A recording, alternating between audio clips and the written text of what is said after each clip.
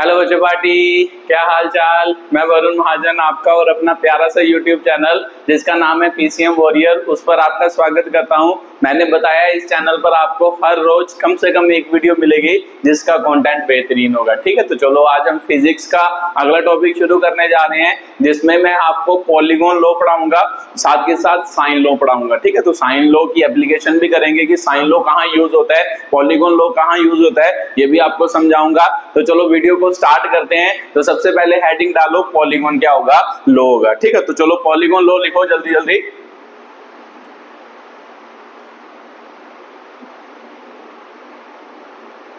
ठीक है, अब आपके मन में आएगा कि भाई पॉलीगॉन लॉ किसके लिए यूज करते हैं। तो मैंने आपको पिछली वीडियोस में पढ़ाया है कि भाई पैरेललोग्राम लॉ और ट्राइंगल क्या पढ़ाया है, लॉ पढ़ाया है ना। तो ट्राइंगल लॉ और पैरेललोग्राम लॉ ये दोनों क्या करते हैं, मान लो दो वेक्टर को ऐड करने के लिए क्या करते हैं, यूज करते हैं। मान लो दो वेक्टर की एडिशन करनी हो ना, दो वेक्टर को ऐड करना हो तो कैसे ऐड करते हैं, बाय यूजिंग हम मतलब या तो पैरेललोग्राम अप्लाई करते हैं या ट्राइंगल लॉ अप्लाई करते हैं। तो दोनों का रिजल्ट तो सेम ही था। मैंने पिछली वीडियो में आपको दोनों डेरिवेशन करवाई है, उसमें दोनों का रिजल्ट क्या आता है, सेम आता है। तो चलो हमारे दिमाग में क्लियर हो गया, अगर दो वेक्टर को ऐड करना हो तो हम क्या लगाएंगे, मान लो पैरेललोग्राम लगो या ट्राइंगल लो क्या करेंगे, अप्लाई करेंगे। अगर सर दो से ज्यादा वेक्टर हो, मान लो 3 हो, 4 हो, 5 हो, उसे कैसे ऐड किया जाता है, उसे ऐड करने के लिए कौन सा लॉ आया, पॉलीगॉन क्या आया, लॉ आया। तो पॉलीगॉन लॉ एक्चुअल में क्या है, अब आपके दिमाग में क्लियर हो गया होगा कि भाई ये लॉ किसके लिए यूज होता है, जब मान लो एक दो से ज्यादा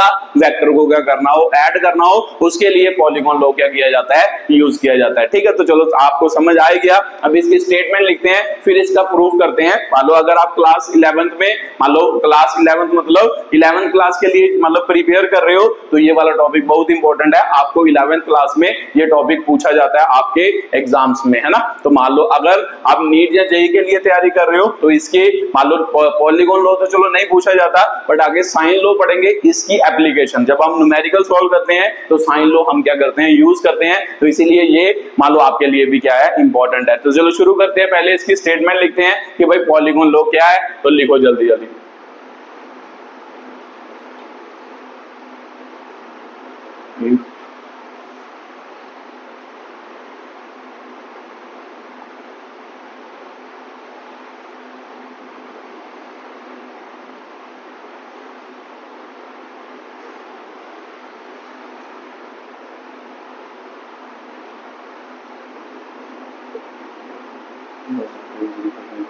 Side of polygon taken in the same क्या होगा, order taken the same order, taken the same order, then the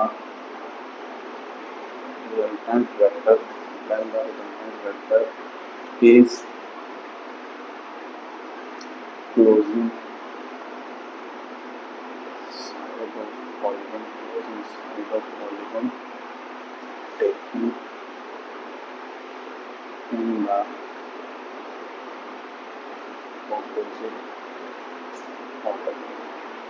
ठीक है, तो ये आपकी क्या है, पॉलीगॉन लॉ की स्टेटमेंट है। तो चलो रीड करते हैं कि भाई क्या लिखा है। It states that if any number of vector is represent, या फिर लिख लो इफ नंबर ऑफ, है ना, if number of vector, any ना लिखो, if number of vectors is represented by the side of polygon, है ना। मान लो क्या है, मान लो कोई भी नंबर हो दो से ज्यादा, ना दो तक तो आपको पता है, मान लो ट्राइंगल लॉ या मान लो क्या है जो पैरेललोग्राम लॉ पढ़ा है उससे हम ऐड कर लेंगे। अगर दो से ज्यादा कोई भी नंबर ऑफ वेक्टर हो, उसे मान लो कैसे, number of vector represented by the side of polygon, मतलब पॉलीगॉन की साइड को क्या करते हो, रिप्रेजेंट करते हो। जब हम मान लो दो से ज्यादा वेक्टर ले, वो क्या करते हो, एक पॉलीगॉन की साइड को क्या करते हो, रिप्रेजेंट। तो पॉलीगॉन का मतलब यही होता है कि भाई ज्यादा नंबर ऑफ क्या हो, साइड हो, उसे हम क्या कहते हैं, पॉलीगॉन। जैसे आप पढ़ते हो चार, मतलब चलो मान लो 5 वाली पेंटागन होती है, 6 वाली हेक्सागन होती है, ऐसे, है ना। तो मेरे को पता है कि भाई जब number of vector represented by the side of polygon होगा, पॉलीगॉन की साइड को रिप्रेजेंट करेंगे taken in the same order. तो सेम ऑर्डर का मतलब भी मैंने मैंने समझाया था कि भाई जहां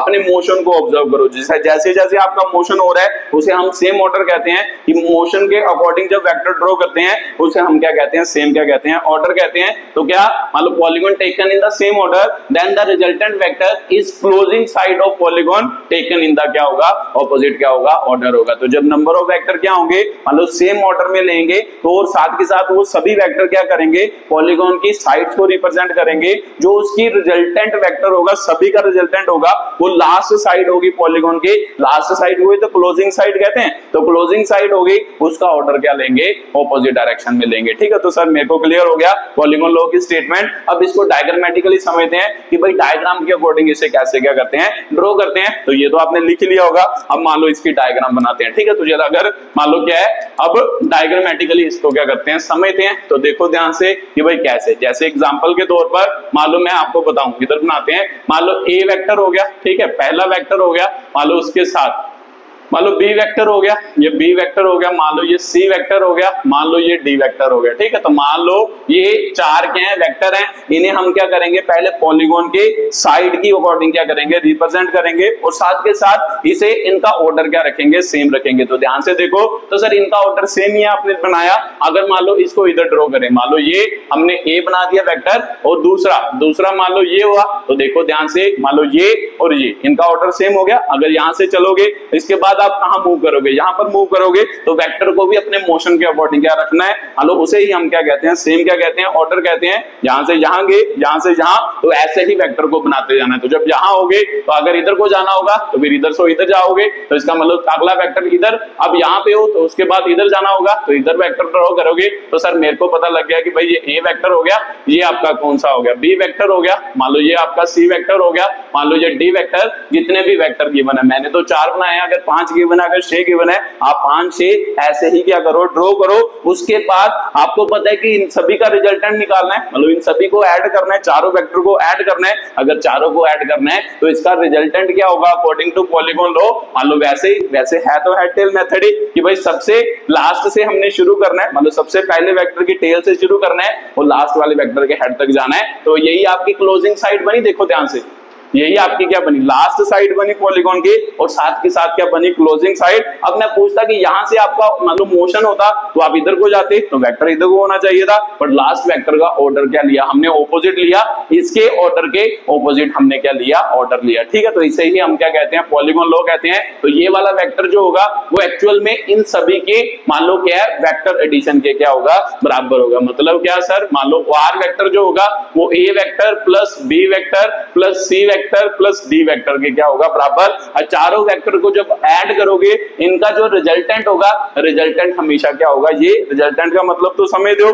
इन सभी को ऐड करेंगे, ऐड करने के बाद आंसर क्या आएगा, ये आएगा। तो सर आपने बताया था कि भाई वेक्टर को सीधा ऐड नहीं किया जा सकता, लिखते तो हम ऐसे हैं बट इनको सीधा ऐड नहीं किया जा सकता, इनको वेक्टर एडिशन लॉ से क्या किया जाता है, ऐड किया जाता है। तो देखते हैं कि भाई पॉलीगॉन लॉ से कैसे इनको क्या किया जाता है, ऐड किया जाता है। अब आपके बात समझ आएगी। ठीक है, तो चलो मान लो प्रूफ करते हैं कि भाई सही बात है या गलत बात है एक्चुअल में। चलो इसको प्रूफ करने के लिए एक्चुअल में मान लो ये लो भी कहां पे, मतलब किसके बिहाफ पर है, मान लो ये लो मान लो एक अलग लो नहीं है, ये एक्चुअल से ट्रायंगल लो से ही क्या बना है, आपका पॉलीगॉन क्या बना है, लो बना है। तो सर क्या बोल रहे हो कि भाई ट्रायंगल लो से ही पॉलीगॉन लो बना है। एक्चुअल में इसमें हम जो वेक्टर को ऐड करेंगे अकॉर्डिंग टू ट्रायंगल लो ही उसे ऐड करेंगे, ट्रायंगल लो के अकॉर्डिंग ऐड करने के बाद हम उसको क्या कर देंगे, पॉलीगॉन की टर्म में क्या कर देंगे, कन्वर्ट कर देंगे। ठीक है, तो आपके दिमाग में चक्कर आ रहा होगा कि भाई सर क्या बोली जा रहे हो, अभी आप समझते हैं, ध्यान से समझना जो मैं समझाने जा रहा हूं। ठीक है, तो एक्चुअल में ये मान लो पॉलीगॉन लॉ वेक्टर लॉ से ही क्या हुआ है, ड्राइव हुआ है। तो देखते हैं कि भाई कैसे। तो मैंने क्या किया, मान लो इसको नाम दे दिया ना, मान लो O हो गया, ये P हो गया, Q हो गया, ये R हो गया, मान लो ये S हो गया। मैंने O से P तक एक वेक्टर क्या कर दिया, ड्रॉ कर दिया, मान लो OP है ना, OQ को ज्वाइन किया, OQ। ठीक है, ज्वाइन मैंने क्या किया, OQ किया विद क्या हो गया ना, ज्वाइन ओ क्यू किया, तो फिर मैंने ट्राइंगल ली एंड ट्राइंगल मान लो ओ पी और क्या ली, क्यू ली। ठीक है, मैंने क्या किया, ओ क्यू को ज्वाइन किया और ट्राइंगल कौन सी ले ली, ओ पी क्यू, मैंने क्या ले ली, ट्राइंगल ले ली। ठीक है, तो बात मेरे को क्लियर है सर। अब देखो ध्यान से, आप यहाँ पर ट्राइंगल ओ लगा सकते हो, तो लगा ही सकते हैं सर, ट्राइंगल ओ तो इजीली लगा सकते हैं। अगर यहाँ पर ट्राइंगल ओ लगाए तो ट्राइंगल ओ क्या कहता था कि भाई दो मान लो क्या है, मान लो दो साइड ऑफ ट्राइंगल जिनका ऑर्डर सेम है उनका रिजल्टेंट हमेशा क्या होता है, थर्ड साइड ऑफ ट्राइंगल होती है जिसका ऑर्डर क्या होता है, उन दोनों से क्या होता है, ऑपोजिट। तो देखो ध्यान से, इधर को गए इधर को गए, इन दोनों का ऑर्डर सेम है बट इसका ऑर्डर क्या है, हम इधर से जाना था बट ये उल्टा है, तो इसका मतलब ये इन दोनों का क्या होगा, रिजल्टेंट होगा। तो लिखें सर यहाँ पर, मान लो अगर लिखें तो सर मेरे को पता है कि भाई ओ क्यू वेक्टर जो होगा वो इन दोनों वेक्टर का क्या है, मान लो क्या है, रिजल्टेंट है। तो रिजल्टेंट मतलब इन दोनों को ऐड करेंगे वेक्टर के अकॉर्डिंग, तो आंसर क्या आएगा, ओ क्यू आएगा। तो इसको मान लो ऐसे लिखे, ओपी वेक्टर हो गया और साथ में क्या हो गया, पी क्यू क्या हो गया, वेक्टर हो गया। तो लिखो ध्यान से, मान लो O Q vector, O Q vector तो उसका कोई नाम नहीं रखा, तो चलो ओ क्यू वेक्टर लिखते हैं। तो इसका मतलब ओ क्यू वेक्टर किसके बराबर होगा, ओपी वेक्टर का नाम क्या है, ए वेक्टर है, और पी क्यू वेक्टर का नाम क्या है, बी वेक्टर। तो ध्यान से देखो कि अगर ओ क्यू वेक्टर निकालना है, ओ क्यू वेक्टर निकालना है तो आपको क्या करना पड़ेगा, इन दोनों को वेक्टर एडिशन के अकॉर्डिंग क्या करना पड़ेगा, ऐड करना पड़ेगा। तो सर बात मेरे को क्लियर हो रही है कि एक्चुअल में जो रिजल्टेंट है ये क्या है, मान लो ओ क्यू जो है वो इन दोनों का रिजल्टेंट है, तो रिजल्टेंट तो हम वेक्टर लॉ से मतलब ट्राइंगल लॉ से या पॉलीगॉन लॉ से निकालेंगे। तो एक्चुअल में ये ट्राइंगल लॉ ही तो बन रहा है, तो ट्राइंगल लॉ से मान लो ए और बी वेक्टर को क्या करेंगे, ऐड करेंगे। तो आपको पता ही होगा ट्राइंगल लॉ से मान लो ओ क्यू वेक्टर निकालना होता, ओ क्यू क्या है, रिजल्टेंट, इसका मैग्नीट्यूड निकालना होता। तो मैग्नीट्यूड के लिए सर हमने क्या करना था, मान लो पहले वेक्टर का स्क्वायर, मान लो इसका स्क्वायर, फिर दूसरे वेक्टर का स्क्वायर प्लस 2ab, उसके साथ क्या होना था, cos थीटा। तो थीटा का मतलब होता है इन दोनों वेक्टर के टेल और टेल के बीच क्या होता है, एंगल होता है। तो इन दोनों का मैग्नीट्यूड यहां से निकाल लेना था, तो डायरेक्शन हम tan बीटा निकाल सकते थे, वहां से हमने क्या निकालनी थी, रिजल्टेंट की डायरेक्शन निकालनी थी। तो मेरा दिमाग समझ आ रहा है सर कि एक्चुअल में पॉलीगॉन लॉ एक्चुअल में क्या है, ट्रायंगल लॉ ही है। हम इसमें क्या करेंगे, मान लो इन दोनों वेक्टर को मान लो ट्रायंगल लॉ से ऐड करेंगे, तो देखो ध्यान से ये वाला वेक्टर क्या है, आपका बन गया। तो चलो आगे बात करते हैं, फिर आपको बात क्लियर होगी। इसे इक्वेशन 1 लिख लो। अब उसके बाद फिर से मान लो ओ से मैंने क्या किया, आर को क्या कर दिया, ज्वाइन कर दिया। तो देखो ध्यान से, मान लो ओ आर, मान लो ज्वाइन हमने क्या किया, ओ आर किया एंड ट्राइंगल, ट्राइंगल कौन सी ली, अब ये वाली ट्राइंगल ली। ठीक है, तो ये वाली ट्राइंगल ली, तो देखो ध्यान से ट्राइंगल में क्या हो गया, ओ क्यू आपके क्या हो गया, आर हो गया। तो जब ओ आर को ज्वाइन किया तो ट्राइंगल ओ क्यू आर ली। अब समझो कि भाई कैसे, तो मुझे पता सर फिर से इसमें ट्राइंगल लॉ अप्लाई कर सकता हूं। देखो ध्यान से, ट्राइंगल लॉ अप्लाई करेंगे तो दो वेक्टर सेम डायरेक्शन वाले कौन से है, मान लो सेम ऑर्डर वाले, ये वाला और ये वाला, और ये क्या है, ऑपोजिट ऑर्डर का है। तो सिंपल सी बात है सर, जो ओ आर वेक्टर होगा वो इस बार क्या होगा, रिजल्टेंट होगा। तो ओ आर वेक्टर किसके बराबर होगा, ओ आर वेक्टर सर किसके बराबर, मान लो ओ क्यू वेक्टर होगा प्लस क्या होगा, क्यू आर क्या होगा, वेक्टर होगा। तो ध्यान से लिखें, मान लो ओ आर वेक्टर आपका क्या होगा, मान लो उसके बाद ओ क्यू वेक्टर, तो ओ क्यू वेक्टर तो आपको पता है पिछले, वो किसके बराबर है, ए वेक्टर प्लस बी वेक्टर। इसका मतलब जो इन दोनों का रिजल्टेंट आया, जो इन दोनों का रिजल्टेंट वेक्टर आया उसे ही हमने क्या करना है, यहां पर लिखना है। तो यहां पर क्या लिखेंगे, ओ क्यू की जगह पर सर ए वेक्टर प्लस बी वेक्टर लिख सकते हैं। तो इन दोनों का रिजल्टेंट जो भी आया उसको क्यू आर वेक्टर के साथ क्या करना है, ऐड करना है अकॉर्डिंग टू वेक्टर एडिशन। तो सर क्यू आर वेक्टर कौन है, तो क्यू आर वेक्टर आपका कौन सा है, सी वेक्टर। तो सिंपल सी बात है, इनका रिजल्टेंट ट्रायंगल लॉ से निकाला, जो भी रिजल्टेंट आया उसे सी वेक्टर में अब फिर से वेक्टर के अकॉर्डिंग क्या करना है, ऐड करना है। तो सर बात क्लियर हो गई। तो अब मान लो क्या हो गया, ओ आर वेक्टर क्या हो गया आपका, इसके क्या हो गया, बराबर हो गया। ठीक है, तो ये भी बात आपको क्लियर हुई होगी। अब उसके बाद लास्ट ट्रायंगल रह गई। देखो लास्ट ट्रायंगल क्या है, ये ट्रायंगल है। अब इस पर हम मान लो फिर से क्या लगाते हैं, मान लो ट्रायंगल लॉ लगाते हैं ना। यहाँ पे मैंने क्या किया है, अप्लाई क्या किया है, triangle law, apply triangle law. यहाँ पे भी ट्रायंगल लॉ अप्लाई किया है, यहाँ पर भी अप्लाई क्या किया है, ट्रायंगल क्या किया है, लॉ किया है। तो ये आपका क्या है, ट्रायंगल लॉ की मान लो एडिशन है। ठीक है, तो चलो सिंपल सी बात है, फिर से ट्रायंगल लॉ क्या करते हैं, ट्रायंगल लॉ क्या करते हैं, अप्लाई करते हैं। ठीक है, तो जब ट्रायंगल लॉ अप्लाई करोगे तो देखो लास्ट ट्रायंगल में कौन सी ट्रायंगल है, ट्रायंगल ओ आर क्या है, एस है, इसमें अप्लाई करते हैं। तो सर मेरे को पता है कि भाई इन इसका और इसका ऑर्डर सेम है, ये क्या है, ऑपोजिट ऑर्डर। तो इसका मतलब लिखेंगे तो रिजल्टेंट क्या होगा, O S vector, O R vector plus क्या होगा, आर एस वेक्टर होगा। तो सिंपल सी बात है सर, ओ एस वेक्टर क्या है, आर वेक्टर है, ओ आर वेक्टर, आपको पता चल गया कि भाई ये एक्चुअल में आपने इसको ऐड किया वेक्टर के अकॉर्डिंग, इसका जो रिजल्ट आया उसको फिर से सी के साथ वेक्टर के अकॉर्डिंग ऐड किया, तो इसका रिजल्टेंट आपका क्या बना, ओ आर वेक्टर। तो फिर ओ आर वेक्टर की जगह पर आप क्या लिख सकते हो, ए बी वेक्टर प्लस क्या हो गया, सी आर वेक्टर। तो आर एस वेक्टर देखो ध्यान से किसके बराबर है, डी वेक्टर के बराबर है, तो ये आपका क्या हो गया, डी वेक्टर। ये आपका क्या हो गया, प्रूफ हो गया। ठीक है, तो एक्चुअल में पॉलीगॉन लॉ का प्रूफ करना था,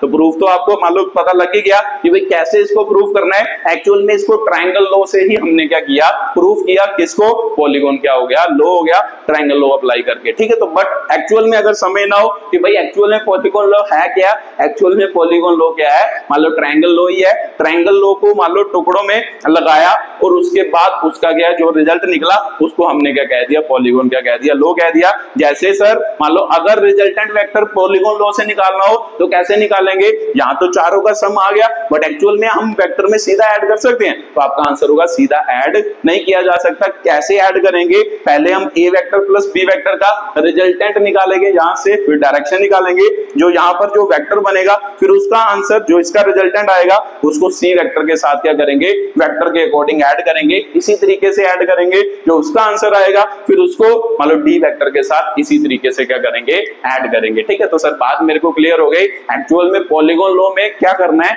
ट्रायंगल लॉ ही अप्लाई करने हैं। ट्रायंगल लॉ अप्लाई करते जाना है, करते जाना, करते जाना है। जो पहले का रिजल्टेंट आएगा उसको तीसरे वेक्टर, मतलब पहले दोनों वेक्टर का रिजल्टेंट आएगा उसे तीसरे वेक्टर में ऐड करना है, फिर तीनों वेक्टर का जो रिजल्टेंट आएगा उसे चौथे वेक्टर में ऐड करना है अकॉर्डिंग टू दिस, है ना, मैग्नीट्यूड ऐसे। तो डायरेक्शन आपको पता है tan बीटा कैसे निकालते हैं। ठीक है, तो सर बात मेरे को क्लियर हो गई। इसे हम क्या कहते हैं, पॉलीगॉन क्या कहते हैं, लॉ कहते हैं। ये क्लास 11th के लिए इंपॉर्टेंट क्या है, टॉपिक है, आपको पूछा जाता है जनरली। मान लो टीचर क्लास में आपको ये टॉपिक प्रूफ करने के लिए पूछते हैं, तो आपको समझ आई होगी कि कैसे ये इसका क्या होता है, प्रूफ होता है पॉलीगॉन लॉ का। ठीक है, तो सर बात मेरे को क्लियर हो गई। उसके बाद अगला टॉपिक करते हैं जिसका नाम क्या है, साइन लॉ। वो मैं आपको समझाता हूं। वो एक्चुअल में इंपॉर्टेंट है। वो किसमें इंपॉर्टेंट है, न्यूमेरिकल में। मान लो उसको हम सीधा सीधा न्यूमेरिकल में क्या करते हैं, यूज करते हैं। कई बार न्यूमेरिकल में ट्रायंगल बनती है, तो ट्रायंगल में मान लो कैसे वो लोग काम करता है, अब आपको क्या आएगा, समझ आएगा कि भाई कैसे करता है। ठीक है, तो लिखो जल्दी जल्दी। सबसे पहले साइन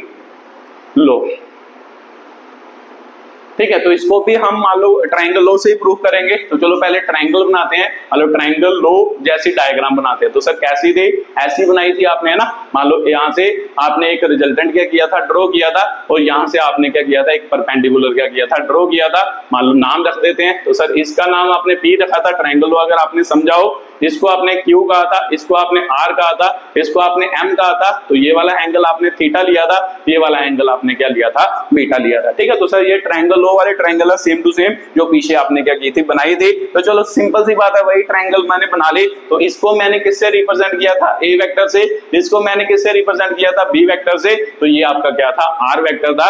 एक्चुअली इन दोनों का क्या था, रिजल्टेंट था। ठीक है, तो सर बात मेरे को क्लियर हो गई। अब साइन लॉ कैसे प्रूव करना है। साइन लॉ का मतलब है मान लो इन ट्रायंगल में से मैंने क्या निकालना है, साइन थीटा की क्या निकालनी है, वैल्यू निकालनी है। ठीक है, तो ध्यान से समझना क्या क्या मैं कर रहा हूं। ठीक है, ये बीटा है, ये एंगल मैंने अपने को अपने पास से ही मान लिया गामा हो गया। तो ये एंगल गामा हो गया। तो सर ये वाला एंगल अगर ये थीटा होगा ना, एक लाइन पर ये एंगल अगर थीटा हो तो सिंपल सी बात है सर, लाइन का टोटल एंगल कितना होता है 180। तो आप बताते तो हो कि भाई टोटल एंगल मतलब टोटल वैल्यू हमें बताओ, जो हम खर्च दें उसको उसमें से माइनस करेंगे, वो बच जाएगी, वो अगली वैल्यू होगी। तो यहाँ पर टोटल एंगल कितना है, 180। तो ये वाला थीटा है, तो सिंपल सी बात है ये कितना होगा, 180 माइनस क्या होगा, थीटा होगा। तो देखो ध्यान से, ये एक लाइन पर एंगल बनाइए थीटा, तो ये क्या होगा, 180 माइनस क्या होगा, थीटा होगा। ठीक है, तो बात आपको क्लियर हुई होगी। तो चलो अब लगाते हैं ट्रायंगल लॉ। मान लो ट्रायंगल लॉ नहीं लगाना, मतलब साइन थीटा की क्या निकालनी है, वैल्यू निकालनी है। तो चलो स्टार्ट करते हैं। तो देखो सबसे पहले कौन सी ट्रायंगल, बड़ी वाली ट्रायंगल लेते हैं, पी एम क्या लेते हैं, आर लेते हैं। तो लिखो यहाँ पर ट्रायंगल क्या होगा, पी एम आर। इसमें साइन थीटा की क्या निकालो, वैल्यू निकालो। तो सर साइन थीटा मेरे को पता है क्या होता है, परपेंडिकुलर अपॉन क्या होता है, मान लो परपेंडिकुलर अपॉन हाइपोटेन्यूज होता है। तो वो लिख लो सबसे पहले साइन थीटा। अब थीटा का ध्यान रखना है कौन सा, अगर मान लो आपके ट्रायंगल कौन सी ले रहे हो, पी एम आर, तो इसका थीटा का काम कौन कर रहा है सर, बीटा कर रहा है। तो भी सिंपल सी बात है, साइन बीटा निकलेगा। साइन बीटा परपेंडिकुलर अपॉन क्या होगा, हाइपोटेन्यूज। तो सर परपेंडिकुलर क्या है, परपेंडिकुलर क्या है सर, RM आपका परपेंडिकुलर है तो RM हो गया अपॉन हाइपोटेन्यूज, हाइपोटेन्यूज क्या है सर, PR आपका क्या है, हाइपोटेन्यूज है। तो बनाओ इधर सर PR हो गया, तो सिंपल सी बात है, मान लो साइन बीटा जो होगा वो किसके बराबर होगा, RM अपॉन क्या हो गया PR, तो सिंपल सी बात है सर PR इधर डिवाइड, उधर जाके मल्टीप्लाई, RM की वैल्यू क्या आई, इसका मतलब यहाँ पर क्या हो गया PR साइन क्या हो गया बीटा हो गया। तो सिंपल सी बात है सर RM, तो मुझे पता है सर PR क्या है PR। मैंने आपको एक और बात बताई है, जब आप मान लो साइन बीटा निकालते हो, साइन बीटा का मतलब होता है आप मैग्नीट्यूड की वैल्यू निकाल रहे हो, है ना। जब भी आप साइन थीटा लिख दो, साइन 30 डिग्री लिखते हो, तो साइन 30 डिग्री की वैल्यू क्या होती है 1/2। तो सिंपल सी बात है, ये तो एक वैल्यू है। जब आप साइन बीटा निकाल रहे हो, मतलब कोई भी एंगल भर रहे हो, उसका आंसर क्या आएगा, मैग्नीट्यूड ही आएगा। तो अगर मैग्नीट्यूड आएगा तो इसका मतलब सर यहाँ पर हमेशा क्या लेना होता है, क्योंकि साइन बीटा का आंसर मैग्नीट्यूड आएगा, तो यहाँ पर हमेशा क्या लेने होते हैं, मैग्नीट्यूड लेने होते हैं वेक्टर के। वेक्टर नहीं लिखना, उसका सिर्फ क्या लिखना है, मैग्नीट्यूड लिखना है। तो सिंपल सी बात है सर RM आ गया, PR तो आपको पता ही होगा, PR आपको देखो ये वेक्टर दिया है, तो इसका मैग्नीट्यूड लिखेंगे तो क्या होगा सर R होगा। तो सिंपल सी बात है R क्या आ गया, साइन बीटा आ गया, ठीक है। तो इसे इक्वेशन नंबर 1 कहते हैं। मान लो उसके बाद अगली बात करते हैं, ठीक है। तो पहली ट्रायंगल में से साइन मान लो थीटा की वैल्यू निकाले, अब दूसरी ट्रायंगल लेते हैं। ट्रायंगल कौन से, मान लो छोटी, दो ट्रायंगल बन रही है, एक पूरी वाली बन रही थी, एक ये वाली बन रही थी राइट एंगल ट्रायंगल। आपको पता ही है कि जब भी मान लो ट्रिग्नोमेट्री रेशियो निकालनी हो तो राइट एंगल ट्रायंगल लेनी पड़ती है। तो इसमें दो राइट एंगल ट्रायंगल कौन सी बनी है, एक बड़ी वाली बनी है, एक छोटी वाली बनी है, ठीक है। तो चलो छोटी वाली से बात करते हैं, अब छोटी वाली ट्रायंगल लेते हैं। तो छोटी वाली क्या है सर, QM क्या हो गया R, इसमें आप साइन थीटा की क्या निकालेंगे वैल्यू। तो ध्यान से देखो कि भाई इस ट्रायंगल में थीटा का काम कौन कर रहा है, तो आपका आंसर होगा सर थीटा ही कर रहा है, तो साइन थीटा की वैल्यू निकालते हैं। तो साइन थीटा क्या होता है सर, परपेंडिकुलर अपॉन हाइपोटेन्यूज। तो परपेंडिकुलर क्या है इस ट्रायंगल में, देखो RM आपका क्या है परपेंडिकुलर, तो RM अपॉन मान लो आपका इसका हाइपोटेन्यूज क्या होगा, इसका हाइपोटेन्यूज QR है, तो यहाँ पर क्या आएगा सर QR आएगा। तो सिंपल सी बात है, RM वैल्यू किसके बराबर होगी सर, QR इंटू क्या हो गया साइन थीटा हो गया, तो फिर RM फिर से QR की वैल्यू भरते हैं। तो QR कौन है सर, मान लो QR है B वेक्टर, तो सर वेक्टर तो नहीं भरना, अभी आपने समझाया कि भाई साइन थीटा एक क्या होती है वैल्यू, वैल्यू मतलब मैग्नीट्यूड होता है, तो यहाँ पर भी मैग्नीट्यूड ही आएंगे। तो QR की जगह पर हम क्या लिख सकते हैं, B लिख सकते हैं, B साइन थीटा भी लिख सकते हैं, ठीक है। तो सर ये बात भी मेरे को क्लियर हो गई, इसे इक्वेशन नंबर 2 रखो। तो ध्यान से देखो कि भाई जब आप कंपेयर करोगे ना, इन दोनों को कंपेयर करोगे, तो यहाँ पर लिखो कंपेयर इक्वेशन क्या होगा मान लो 1 एंड क्या होगा 2, तो लेफ्ट हैंड साइड बराबर है, अगर लेफ्ट हैंड साइड बराबर हो तो सर राइट हैंड साइड भी बराबर होती है, ये हमने पढ़ा है छोटी क्लासेस में। R साइन बीटा हो गया, B साइन क्या हो गया थीटा। आपने क्या करना है, मतलब साइन वाली टर्म्स जो है वो नीचे रखनी है, दूसरी टर्म क्या रखनी है ऊपर रखनी है। तो सिंपल सी बात है, इसको इधर ले आओ, इसको इधर ले आओ, तो इसका मतलब R अपॉन कितना हो गया सर साइन थीटा हो गया, तो यहाँ पर क्या हो गया सर B अपॉन क्या हो गया साइन क्या हो गया बीटा। तो इसे इक्वेशन नंबर क्या रख दो 3 रख दो, ठीक है। तो सर बात आपको क्लियर हुई होगी कि भाई कैसे, ठीक है। तो ये आपको क्लियर हो गया। एक्चुअल में ये रिजल्ट मुझे लास्ट में चाहिए, तो इसे मैं इधर ही रहने देता हूँ, इसे मैं मिटा रहा हूँ। ये बात आपने साथ साथ में नोट्स लिख लिए होंगे। तो ये आपका क्या था, मान लो प्रूफ, मान लो ये यहाँ तक का क्या था सफर था, ठीक है। तो उसके बाद बात करते हैं, अब उसके बाद सर राइट एंगल ट्रायंगल से दो रेशियोज तो निकल गए, अब उसके बाद देखते हैं कि भाई क्या करना है, अब उसको क्या करते हैं एक्सप्लेन करते हैं, ठीक है। तो देखो ध्यान से, मान लो अगला स्टेप क्या होगा, अगले स्टेप में हम फिर से क्या बनाएंगे, दो राइट एंगल क्या बनाएंगे ट्रायंगल बनाएंगे, ठीक है। तो सर कैसे बनाएंगे वो बताओ। मान लो यहाँ पर एंगल 180 माइनस थीटा है, मैंने क्या किया, यहाँ से एक परपेंडिकुलर क्या किया ड्रॉ किया, ठीक है। तो मान लो M मैंने मान लिया है, मान लो T लिख देते हैं, ठीक है। तो सर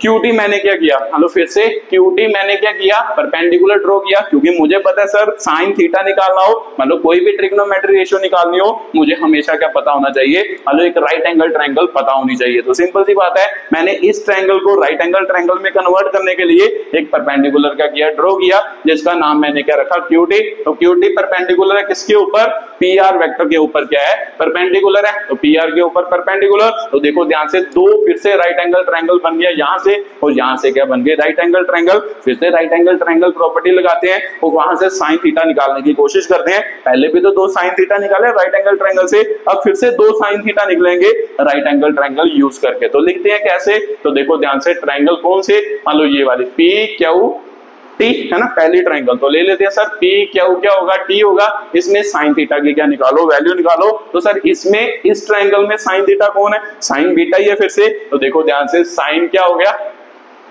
बीटा हो गया। तो सिंपल सी बात है सर, ये परपेंडिकुलर है, ये आपका क्या है, मान लो थीटा एंगल है, तो दोनों जिस पर बनते हैं वो क्या होता है, ये आपका क्या होगा बेस, तो इसके 90 डिग्री के सामने वाला ये आपका क्या होगा हाइपोटेन्यूज। तो ये तो आपने परपेंडिकुलर ड्रॉ किया है, ये मान लो परपेंडिकुलर है, ये आपका क्या है हाइपोटेन्यूज। तो लिखो जल्दी जल्दी, परपेंडिकुलर कौन सा है सर, क्यूटी है ना, क्यूटी आपका क्या है परपेंडिकुलर। उसके बाद सर मान लो हाइपोटेन्यूज क्या है, पी क्यू आपका क्या है हाइपोटेन्यूज। तो फिर क्यूटी की वैल्यू क्या है, पी क्यू उधर मल्टीप्लाई हुआ, पी क्यू साइन क्या हो गया, बीटा हो गया। तो ध्यान से देखो सर, क्यूटी जो होगा वो किसके बराबर होगा, क्यूटी क्या होगा मान लो किसके बराबर, पी क्यू। तो पी क्यू कौन है सर, ए है ना, वेक्टर तो नहीं लिखना, ए हो गया मैग्नीट्यूड ऑफ वेक्टर, साथ में क्या आ गया साइन बीटा। तो इसे इक्वेशन नंबर क्या मानते हैं, 4 मानते हैं। तो पहली ट्रायंगल से फिर से साइन बीटा की वैल्यू निकल गई। अब अगली ट्रायंगल की क्या करते हैं, बात करते हैं। तो ध्यान से देखो कि भाई अगली ट्रायंगल कौन सी है, right angle triangle Q T R है। तो इसे ले लेते हैं सर, क्यू टी क्या होगा, आर होगा। इसमें फिर से साइन थीटा की वैल्यू निकालते हैं। तो देखो ध्यान से, साइन थीटा, इसमें थीटा का काम कौन कर रहा है सर, गामा कर रहा है, ये वाला एंगल कर रहा है,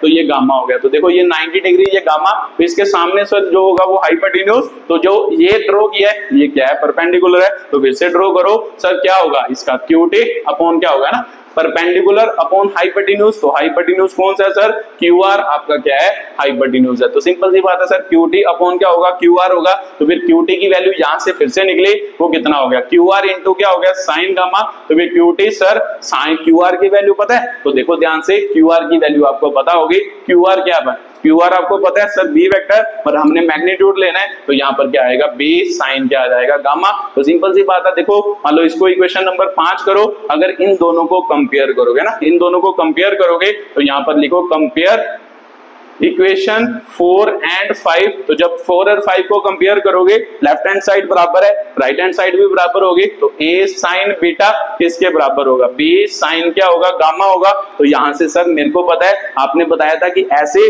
मतलब जैसे इसमें किया है ऐसे इसमें करना है। मान लो वैल्यू को ऊपर रखना है, एंगल को नीचे लेके जाना है, ये इधर चला जाएगा ये इधर। तो भी सिंपल सी बात है, यहां से क्या बनेगा, a अपॉन क्या बन जाएगा, साइन गामा बन जाएगा, b अपॉन क्या बन जाएगा, साइन बीटा बन जाएगा ना। ये वाली ट्रिग्नोमेट्रिक रेशियो इसके नीचे चले गई, ये वाली इसके नीचे, तो ये बन गई। इसको इक्वेशन नंबर हम कहते हैं 6 कहते हैं। तो आपको समझ यहां तक तो आई होगी। अगर यहां तक समझ आई है, अब आपकी बात बन गई, जो हम बनाना चाहते थे वो आपका क्या हो गया, कंप्लीट हो गया। तो चलो देखते हैं कि भाई कैसे। तो सर मेरे को लास्ट में क्या करना है, मेरे को सिंपल ये वाली 2 इक्वेशन चाहिए थी, मान लो 3 और 6। अब मैंने क्या लिए, लिख ली है। तो ये आपने उतार ही लिया होगा साथ साथ में। अब क्या करते हैं, इन दोनों को कंपेयर करते हैं, ठीक है। तो देखो ध्यान से, इन दोनों को कंपेयर करें ना, ठीक है। मान लो इन दोनों इक्वेशन को कंपेयर करें, इन दोनों को, तो यहां पर लिखो कंपेयर, कंपेयर क्या होगा, कंपेयर इक्वेशन क्या होगा, कंपेयर इक्वेशन 3 एंड क्या हो गया 6 हो गया। मान लो इन दोनों को कंपेयर करो, तो देखो ध्यान से, इन दोनों की राइट हैंड साइड क्या है, बराबर है। तो ये बराबर है,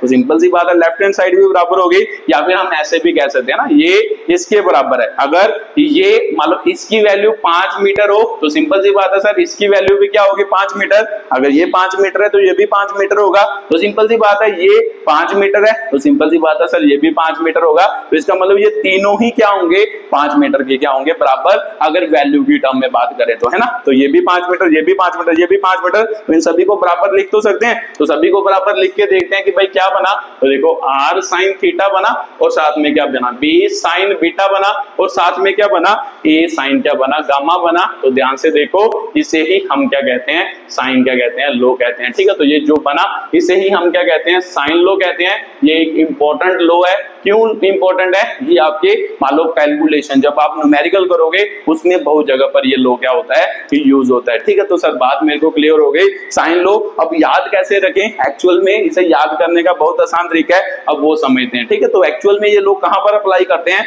वो भी आप समझते हैं, इसकी एप्लीकेशन समझते हैं। फिर एक क्वेश्चन करते हैं, फिर मैं आपको बताऊंगा कि कैसे ये लो अप्लाई करके आप कोई भी वैल्यू क्या कर सकते हो, निकाल सकते हो, ठीक है। तो सर बात देखते हैं कि भाई क्या।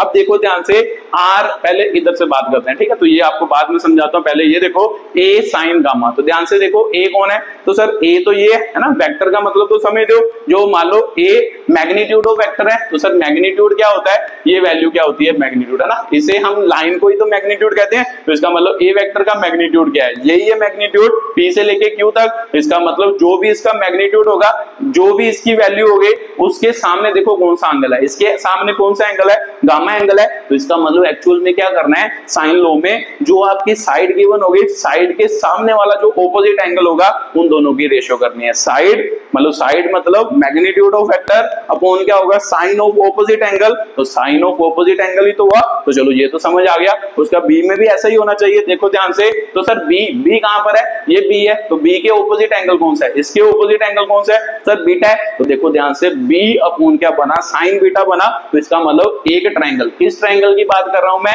इस ट्रायंगल की है ना। इस ट्रायंगल में ए के ऑपोजिट ये, तो ए अपॉन साइन गामा हुआ, बी के ऑपोजिट क्या बीटा, तो सर बी साइन बीटा हुआ। तो इसका मतलब सर जो मान लो साइड के या मान लो वेक्टर के मैग्नीट्यूड के ऑपोजिट एंगल होगा उसकी साइन रेशियो ही तो लेनी है। तो सिंपल सी बात है side upon sine of opposite angle, मतलब क्या होगा, मतलब magnitude of vector sine of opposite angle, उसके बाद लास्ट वाले को देखते हैं आर। तो सर आर कहां है, आर तो ये है, तो आर के ऑपोजिट तो सर ये है 180 माइनस थीटा, बट यहां पर तो थीटा आ रहा है, तो ये लो तो गलत हो गया। गलत नहीं हुआ, अब ध्यान से देखो, मुझे पता है सर, मुझे पता है कि भाई आर साइन थीटा है ना, आर साइन थीटा है, तो आर साइन थीटा एक्चुअल में आर के ऑपोजिट एंगल कौन सा है 180 माइनस थीटा है। तो यहां पर इसे तो एक्चुअल में ये आना चाहिए था साइन 180 माइनस थीटा आना चाहिए था। 180 माइनस थीटा करेंगे तो आपको पता होगा, अगर आप मैथ्स के स्टूडेंट है, नहीं तो याद रखना है ट्रिग्नोमेट्री है ना, ट्रिग्नोमेट्री इसे फर्स्ट क्वाड्रेंट कहते हैं, इसे सेकंड क्वाड्रेंट। तो सेकंड में कौन पॉजिटिव होता है साइन थीटा, और कोसेकेंट थीटा क्या होता है पॉजिटिव। तो ये वाला एंगल क्या होता है सर, यहां तक 180, ये 90, ये कितना होता है 0, और 180 और 90 के बीच के एंगल को हम क्या कहते हैं 180 माइनस थीटा भी कहते हैं या 90 प्लस थीटा भी कहते हैं। ठीक है, तो देखो ध्यान से, इसके बीच एंगल है 180 माइनस थीटा, इसका मतलब ये क्वाड्रेंट की बात कर रहा है। तो ये क्वाड्रेंट में क्या होता है साइन और कोसेकेंट पॉजिटिव होते हैं, और साथ के साथ जो 180 प्लस थीटा होता है, साइन 180 प्लस थीटा होता है, उसका आंसर क्या होता है, सॉरी 180 माइनस थीटा होता है, उसका आंसर क्या होता है साइन थीटा ही होता है। सर सेकंड क्वाड्रेंट में जब भी हम जाते हैं 180 माइनस थीटा, 180 पर आपने पहले भी बताया था कि वैल्यू चेंज नहीं करते, 180 पर ट्रिग्नोमेट्री रेशियो की वैल्यू चेंज नहीं करती, साइन साइन ही रहता है, टैन टैन ही रहता है, कॉट कॉट ही रहता है। मान लो जो भी है वैल्यू, जो भी ट्रिग्नोमेट्री रेशियो है वो वही रहती है। इस पर 180 और 360 पर, तो सिंपल सी बात है, इस पर तो वैल्यू चेंज नहीं करेगी, तो वैल्यू चेंज नहीं करेगी तो इसका आंसर क्या आता है साइन थीटा के क्या आता है बराबर आता है। तो sir sine 180 minus theta sine theta, तो सिंपल सी बात है, अगर साइन 180 माइनस इसके ऑपोजिट 180 माइनस थीटा था, तो इसका आंसर भी तो क्या आएगा सर साइन थीटा ही तो आएगा। तो सिंपल सी बात है सर, बात मेरे को क्लियर हो गई कि अगर मैं R upon sine 180 minus theta भी लिखता, उसका आंसर साइन थीटा ही आना था। एक्चुअल में वो इस एंगल के, मतलब साइन की जो रेशियो होगी वो इस एंगल के क्या होगी बराबर होगी। ठीक है, तो सर बात मेरे को क्लियर हो गई। अब याद रखना है कि भाई एक्चुअल में ये नहीं सोचना कि भाई यहाँ पर साइन 180 माइनस थीटा है, मतलब साइन 180 माइनस थीटा ये वाला जो वैल्यू होगी और ये वाली जो वैल्यू होगी वो साइन में क्या होती है बराबर होती है। इसीलिए हम ये वाला एंगल मानते हैं ना, ये साइन एंगल मानते हैं, तो साइन एंगल क्या होगा साइन थीटा। तो इसके ऑपोजिट सर ये वाला साइन थीटा है ना, इसके ऑपोजिट ये वाला साइन थीटा, मतलब साइन थीटा हो गया, इसके ऑपोजिट ये वाला साइन थीटा और इसके ऑपोजिट ये वाला साइन थीटा की रेशियो जो होती है उसे ही हम क्या कहते हैं साइन क्या कहते हैं लो कहते हैं। ठीक है, तो बात आपको क्लियर आई हुई होगी कि भाई एक्चुअल में मतलब इसके ऑपोजिट जो साइन एंगल होगा उसकी रेशियो, इसके ऑपोजिट जो साइन एंगल होगा उसकी रेशियो, इसके ऑपोजिट जो साइन एंगल होगा उसकी रेशियो, तीनों क्या होते हैं बराबर होते हैं, उसे ही हम क्या कहते हैं साइन क्या कहते हैं लो कहते हैं। ठीक है, तो अगर ये बात आपको समझ नहीं है तो कोई बात नहीं, बस आपने ये याद रखना है कि साइन 180 माइनस थीटा है ना। अगर मान लो ये नहीं समझ, आप ट्रिग्नोमेट्री देखो वहां से आपको बात समझ आएगी, तो अगर नहीं भी पता लगता तो ये याद रखना है साइन 180 माइनस थीटा एक्चुअल में क्या होता है साइन थीटा के ही बराबर होता है। तो अगर ये दोनों वैल्यू बराबर है तो सिंपल सी बात है सर 180 माइनस थीटा हो थीटा हो उससे हमें कोई फर्क नहीं पड़ता, क्योंकि दोनों का आंसर क्या आएगा सेम ही आएगा। ठीक है, तो बात आपको क्लियर हुई होगी कि भाई क्या मान लो साइन लो क्या है कि जब भी आप क्या करोगे, जब भी आप क्या करोगे, जो मान लो आपको मान लो जो भी वेक्टर दिए होंगे ना, अगर मान लो वेक्टर साइड्स को रिप्रेजेंट करते हैं तो वेक्टर का जो मैग्नीट्यूड होगा है ना, वेक्टर का जो मैग्नीट्यूड होगा उसके उल्टा साइन थीटा करना है इक्वल टू दूसरे वेक्टर का जो मैग्नीट्यूड होगा उसके उल्टा साइन थीटा करना है, तीसरे वेक्टर का जो मैग्नीट्यूड होगा उसके उल्टा साइन थीटा करना है। ये तीनों क्या होते हैं बराबर होते हैं। तो ये तो मैंने प्रूफ करके बताया कि भाई बराबर होते हैं, तो ये बात आपको क्लियर होगी। ठीक है, तो वेक्टर की टर्म में भी क्लियर हो गई सर कि वेक्टर की टर्म में बात करें, अगर साइड की टर्म में करें तो अगर वेक्टर नहीं होता साइड की टर्म में करते तो सर साइड की टर्म में क्या होता। चलो ये तो बहुत कॉम्प्लेक्स है, एक्चुअल में डायग्राम साफ बनाते हैं सिंपल। अब आपको ये समझ तो आ गया, प्रूफ तो समझ आ गया। तो एक्चुअल में आपको जब क्वेश्चन अप्लाई करना है ऐसे अप्लाई करना है, ठीक है। तो मान लो जैसे मान लो ये P हो गया, Q हो गया, ये R हो गया, तो सिंपल सी बात है इसे बीटा कहा था, इसे हमने क्या कहा था गामा, इसे हमने क्या कह दिया, मान लो 180 माइनस थीटा है, बट एक्चुअल में ये साइन थीटा का ही क्या है बराबर है ना, मान लो है तो 180 माइनस थीटा, बट एक्चुअल में क्या आता है, ये आपका क्या आता है साइन, यहाँ पे 180 माइनस थीटा लिख लो फिर दिक्कत ना हो, ठीक है। तो 180 माइनस थीटा, तो sine 180 minus theta sine theta के बराबर आता है, तो एक्चुअल में ये एंगल क्या होगा, मतलब थीटा के ही साइन थीटा के क्या होगा बराबर होगा, ठीक है। तो सर मेरे को क्लियर हो गया, तो चलो छोड़ ही दो इसको, थीटा ही लिख लो है ना, क्योंकि हमने साइन की रेशो लेनी है, तो ये हो गया, ठीक है। तो सर सिंपल सी बात है, देखो ध्यान से, अब ट्रायंगल साफ बने, अब ध्यान से देखो कि भाई ये है ना P Q R, तो मैंने यहाँ पर क्या लिखा था, A वेक्टर लिखा था, यहाँ पर B वेक्टर लिखा था, यहाँ पर R वेक्टर लिखा था। तो सर वेक्टर की टर्म में बात करें, इसका मतलब पहले वेक्टर के मैग्नीट्यूड का उल्टा डायरेक्शन, दूसरे वेक्टर के मैग्नीट्यूड का उल्टा डायरेक्शन में एंगल, तो तीसरे वेक्टर के उल्टे डायरेक्शन में साइन ऑफ मान लो एंगल जो होगा वो क्या होंगे, बराबर होंगे। दूसरा, अगर मान लो वेक्टर ना दिए हो, तो सर वेक्टर, अगर वेक्टर की बात करें, वेक्टर के मैग्नीट्यूड, तो सर वेक्टर का मैग्नीट्यूड जो होता है वो एक्चुअल में यही वैल्यू को तो रिप्रेजेंट करता है, यहां से लेके यहां तक की वैल्यू को रिप्रेजेंट करता है। तो सिंपल सी बात है, अगर वेक्टर लिखा हो तब भी बात सही है, अगर साइड लिखी हो तब भी तो बात सही है। तो यहाँ पे साइड की टर्म में भी लिख लो, ये रिजल्ट साइड की टर्म में भी अप्लाई कर सकते हैं, जैसे पी क्यू साइड है ट्रायंगल की, पी क्यू अपॉन उसका एंगल कितना होगा, साइन थीटा, नहीं सॉरी पी क्यू कौन था, ए था, ए के उल्टा कौन है, तो चलो पहले आर वाला लिखते हैं ना, आर वाला लिखते हैं, आर वाली साइड कौन सी है सर, पी आर है, तो पी आर के ऑपोजिट आपका क्या हो गया, साइन थीटा हो गया, उसके बाद आपका क्या हो गया, आर क्यू हुआ ना, हाँ क्यू आर हो गया, तो क्यू आर के ऑपोजिट क्या हो गया सर, साइन बीटा हो गया, तो लास्ट में आपका क्या बना सर, पी क्यू बना, पी क्यू के ऑपोजिट क्या हो गया, साइन गामा हो गया, ठीक है। तो ये आपका एक्चुअल में क्या है, साइन लो है, तो इसका मतलब अगर आपको एंगल पता हो आप कोई भी साइड निकाल सकते हो वहां से, ठीक है। तो सर बात मेरे को क्लियर हो गई कि भाई कैसे साइन लो क्या होता है, यूज होता है। तो ऐसे याद रखना है कि भाई क्या, मान लो जो भी वैल्यू दी होगी, वैल्यू या वेक्टर का मैग्नीट्यूड होगा उसके upon sine of opposite angle, दूसरा vector upon sine of opposite angle, तीसरा vector upon sine of opposite angle, ये सभी क्या होंगे, बराबर होंगे, ठीक है। तो सर मान लो एक क्वेश्चन करा के बताओ, फिर ये बात क्या आएगी, समझ आएगी। तो ये बात आपको समझ आई होगी, यहाँ पर मैंने थीटा क्यों लिया है ये भी आपको समझ आई होगी, क्योंकि साइन ऑफ 180 माइनस थीटा और साइन थीटा क्या होते हैं, बराबर होते हैं। तो सिंपल सी बात है, आपने यहाँ पर साइन थीटा ही रखना है, मतलब थीटा ही रखना है, थीटा मतलब कोई भी एंगल होगा उसका साइन थीटा जो होगा वो एक्चुअल में इसके बराबर आएगा, ठीक है। तो सर ये बात तो मेरे को क्लियर हो गई, साइन लो, ठीक है। तो अब इसको मैं एक क्वेश्चन में करके बताता हूं कि भाई क्वेश्चन में कैसे सॉल्व होगा।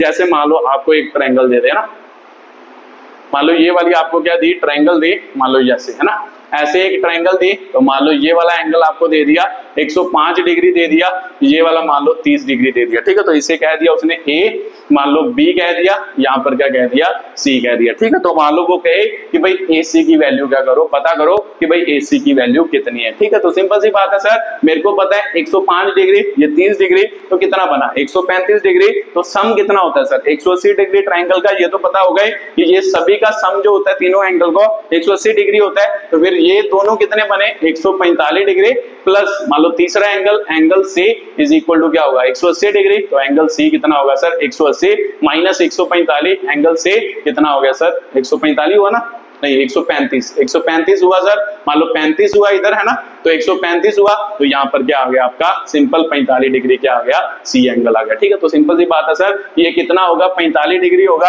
अब यहाँ पे हम क्या लगा सकते हैं, साइन लो। अभी आपने बताया कि साइन लो से हम क्या कर सकते हैं, एंगल से भी क्या कर सकते हैं, मान लो क्या साइड की वैल्यू निकाल सकते हैं। तो ध्यान से देखो, साइड है ना, मान लो साइड की टर्म में लिखो, वेक्टर की टर्म में दोनों तरफ सही है, अब साइड दी है तो side sir A B side के ऑपोजिट एंगल कौन सा है सर, ये वाला है। तो सिंपल सी बात है, ए बी के साइड में साइन 45 होगा, तो यहाँ पर साइन 45 आ गया। उसके बाद मान लो कौन सी बी सी, तो सर बी सी के ऑपोजिट एंगल कौन सा है, इसके ऑपोजिट ये है, तो सर यहाँ पर क्या आएगा साइन 105 डिग्री आएगा। उसके बाद लास्ट अगर देखें तो कौन सी रहेगी सर, ये रहेगी ए सी, तो सर ए सी के ऑपोजिट कौन सा है, इसके ऑपोजिट कौन सा है सर, ये है, साइन क्या हो गया 30 डिग्री हो गया, ठीक है। तो सिंपल सी बात है, यहाँ से आप मान लो क्या कर निकाल सकते हो, वैल्यूज निकाल सकते हो। तो सर तीनों साइड नहीं दी तो तीनों साइड से निकल जाएंगी, एक साइड आपको देनी जरूरी है। मान लो मैं आपको क्या दे देता हूँ, ए बी दे देता हूँ, ठीक है। तो ए बी की वैल्यू मैं दे देता हूँ 8 मीटर, ठीक है। तो एक साइड तो पता होनी चाहिए तभी ये क्वेश्चन सॉल्व होगा, अदरवाइज नहीं सॉल्व होगा, ठीक है। तो सिंपल सी बात है, अगर ये 8 दी हो तो सर मेरे को पता है कि ये वाली वैल्यू मेरे को गिवन है, AC आपको निकालने के लिए कह रहा है, तो ये निकालने के लिए ये कह रहा है, हम इन दोनों को यूज कर लेते हैं। तो इसका मतलब AB अपॉन कितना हो गया sin 45 degree is equal to क्या हो गया, AC अपॉन कितना हो गया sin 30 डिग्री हो गया। अब AB हेलो AC की वैल्यू निकालनी है, तो AC को चलो वैल्यू कर देते हैं पहले, या मतलब रीअरेंज कर लो, AC को इधर ही रहने दो, तो सर ये डिवाइड हो रहा है उधर जाके मल्टीप्लाई, तो इसका मतलब इसे हम लिख सकते हैं sin 30, यहाँ पर क्या हो गया AB अपॉन कितना हो गया sin 45 डिग्री हो गया। अब वैल्यू करो, sin 30 कितना होता है सर 1/2 होता है, AB की वैल्यू दी है सर 8 दी है, sin 45 आपको पता होगा 1 अपॉन कितना होता है √2 होता है, ठीक है। तो जब किसके बराबर आया AC, तो AC की वैल्यू कितनी आई, ये उल्ट जाएगा, तो यहाँ पर क्या बनेगा 1/2 तो सीधा ही रहा, ये उल्ट के ऊपर चला गया, 8 इंटू √2 क्या बना 2, तो सर ये इससे कटेगा, तो AC की वैल्यू कितनी आ गई 4 के आगे 2 आ गई, तो ये आपका क्या था AC की वैल्यू। तो इसका मतलब इसका आंसर कितना आया 4 ऐसे हम इस मान लो क्या है लो को क्या करते हैं यूज करते हैं, मान लो इस लो से साइड निकालते हैं, कई बार आपको साइड निकालने के लिए बोलेगा, साइड निकाल सकते हैं, अगर एंगल की जरूरत होगी तो एंगल हम क्या कर सकते हैं फाइंड। तो न्यूमेरिकल में ये बहुत इंपॉर्टेंट है, न्यूमेरिकल में बड़ी जगह पर साइन लो क्या होता है यूज होता है, ठीक है। तो आपको समझ आया ही होगा, तो वीडियो को देखने के लिए बहुत बहुत धन्यवाद।